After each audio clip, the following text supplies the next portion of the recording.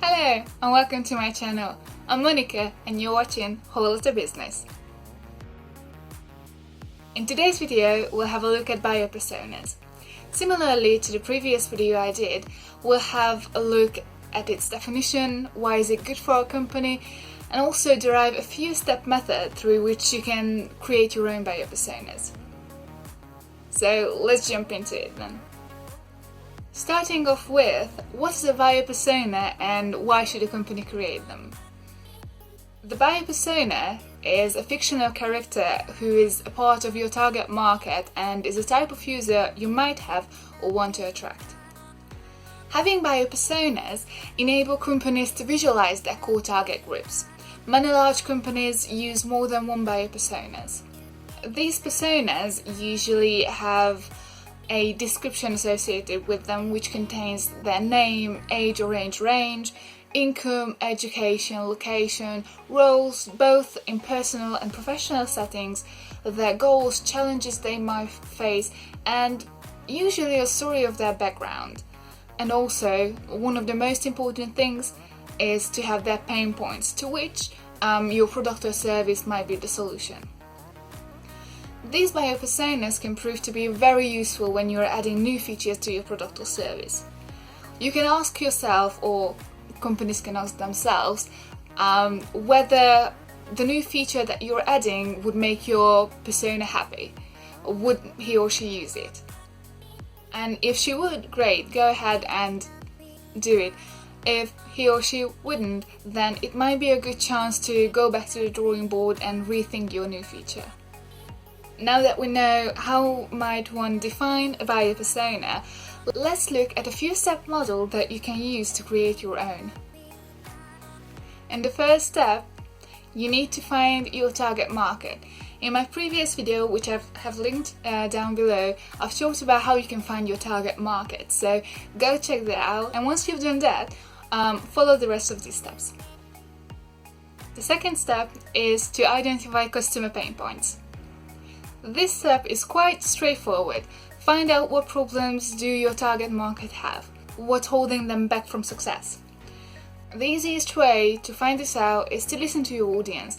Listen what they have saying about you on the social medias, on Twitter, everywhere else. Why do they like your product, or which parts of your operation they aren't fully satisfied with. At the same time, have a look at the feedback to your competitors' products. Are there reoccurring problems that are specific to a group of people? You can even collect quotes to make your buyer personas feel more real. And once you've identified your target market's pain points, let's look at the third step, is to identify their goals. This is the complete opposite side of the pain points. Goals are positive things people want to achieve. These can be both professional and personal. And your product might be the solution so that people can reach their goals. But if it isn't, no worries. This part is important to get to know your target audience more, not to match them with certain features you have or you might want to develop. And once you know their goals, you can move on to step number 4, which is understand how your brand can help them. Now that you know your customers' pain points and what are their goals, it's time to position yourself. Ask yourself the question, where can your product or service be helpful for them? To be able to do this, you should analyze your product to find out the benefit from the buyer's point of view. You need to basically switch shoes with your buyer. This part will be the basis of your marketing message, because you have found the answer to the question, how can we help? So the fifth and final step is to analyze your target market and create those buyer personas.